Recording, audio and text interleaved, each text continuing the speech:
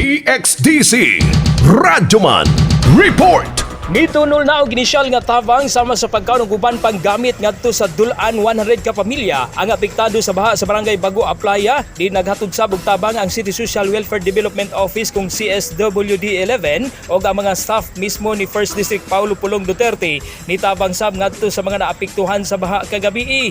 Sa interview sa DXDC Armen Davao kang barangay Captain Isidro Duhali Jr. sa barangay Bago a Playa gisulti niya 380 ka mga individuals ang naapektuhan sa baha og nakaron gipabakwit sa barangay hall sa nasangpit nga barangay. Sigun ni Duhali ni napulo ka sityo sakop sa iyang barangay ang gibaha kagabi sa crossing Bago a Playa og puro ka katutal ang daghang mga nadamit sa property o mga sakyanan ang gipang-anod sa baha.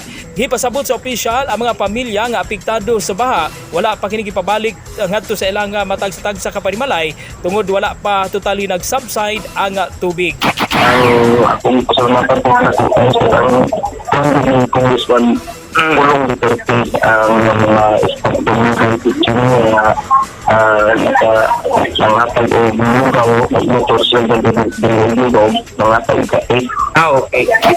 Gikan sa barangay Bago a Playa kasama mo sa balita og serbisyo publiko Radyo Mandon Pulayaw Tatak RMN. Tatak RMN.